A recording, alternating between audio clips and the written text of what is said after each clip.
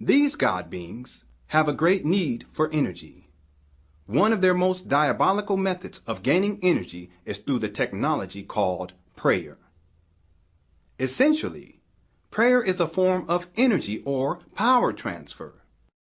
Whenever a human being prays to a god, we are in actuality relinquishing our creative powers, sending our mental energies to the God beings in hopes that they will give to us that which we can create for ourselves.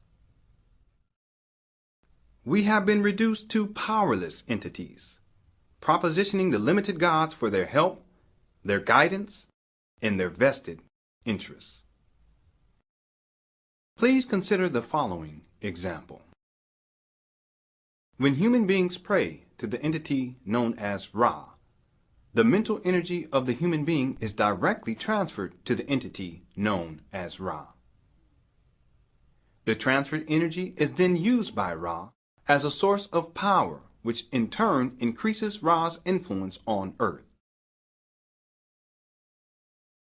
All religions were created by the God beings to serve this very iniquitous purpose. What better way to control humanity than to have billions of human beings give away their creative power through prayer? I would now like to ask you an important question.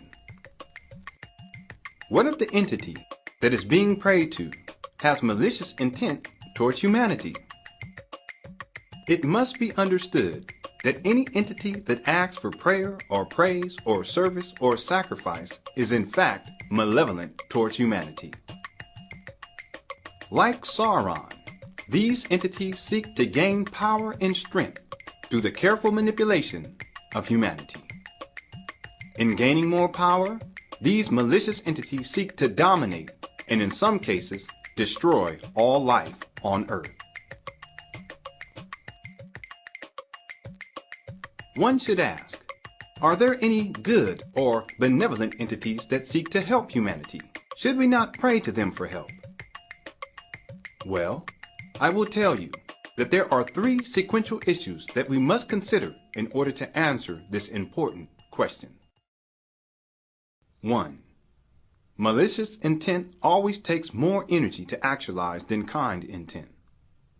Therefore, entities with malicious intent will always demand energy from you.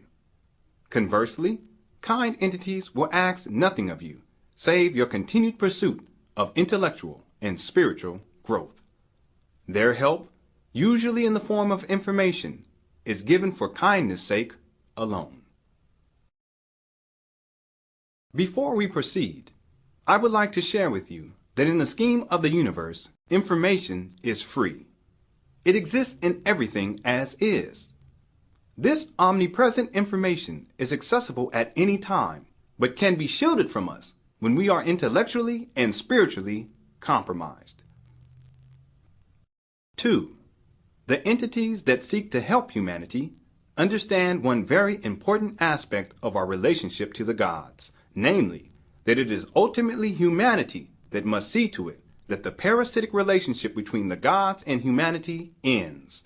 Therefore, benevolent entities will help only to a certain point. Once this point is reached, it is up to humanity to confront the entities that have enslaved us for millennia. 3. Worship, prayer, service, or sacrifice to the benevolent ones is unnecessary and limits humanity's ability to actualize its own destiny. In other words, giving power away is unwise when that same power can be used by human beings to create that which they so desire in the first place. It should become clearer to you the infinite complexities of existence itself. There are gods, there are humans, there are creatures on the surface of and deep within the planet Earth. There are creatures in the oceans that are far more intelligent than humanity itself. There are creatures that exist outside of our visual frequency range and literally walk amongst us. There are beings far out amongst the stars. There are beings that exist in multi-dimensions. Beyond this, there are infinite possibilities. I only wish that we could explore more of these possibilities. However, we must remain focused if we are to regain our sight. We human beings have been programmed to oversimplify existence itself. The oversimplification of existence has always proven a source of comfort for a fearfully powerless humanity. Recall that we give most of our power away to the gods.